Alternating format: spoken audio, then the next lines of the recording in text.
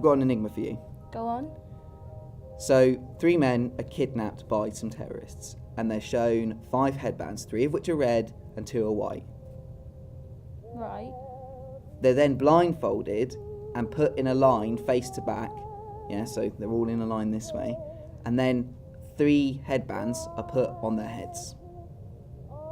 Right.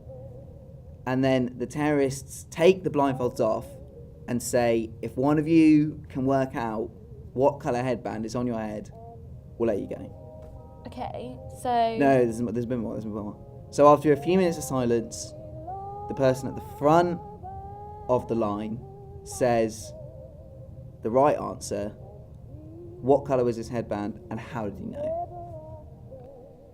I think I know. Did he see his reflection or something? No, it's a logic puzzle. It's not a trick question. You can't... No. What? You can't feel different colours. No.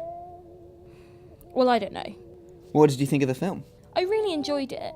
And what did you think of Benedict Cumberbatch? He's brilliant. A fantastic performance. Benedict takes on the role of a borderline autistic genius codebreaker with great confidence. No doubt his stint as equally socially inept but brilliantly minded Sherlock helps with that. Turing does come across as a bit Sherlock-esque with Benedict Cumberbatch at the helm.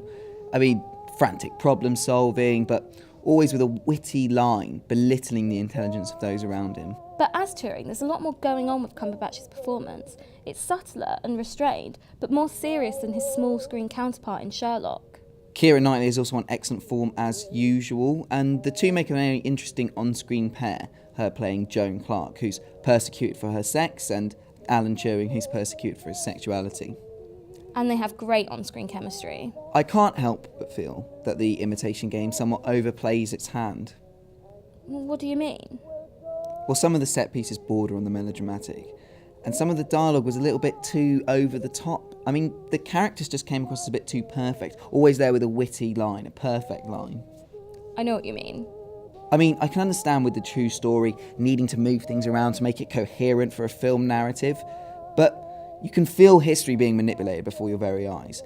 They made it seem that Alan Turing single-handedly won the war, which is quite frankly a ludicrous suggestion. Maybe. But he did make an enormous contribution to bringing about the end of the war.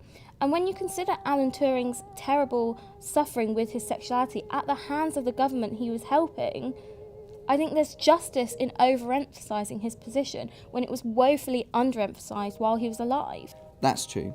And I did think the film was very inventive with its use of narrative as well. Yeah?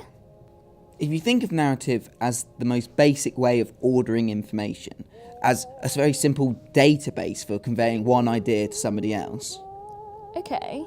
the Imitation Game takes the linear forward-flowing narrative and scrambles the past, present and future storylines, rather like the Enigma machine scrambling a code. As the film progresses, you subconsciously reconnect these individual pieces of information to form the whole. And it's kind of like Alan Turing solving a code, which I thought was a very inventive use of narrative in a film about a codebreaker. So what's the answer? To what? You know, the headband thing? Oh yeah, so the guy, after a few minutes of silence, the guy at the front of the line says, my headband is white because... Because...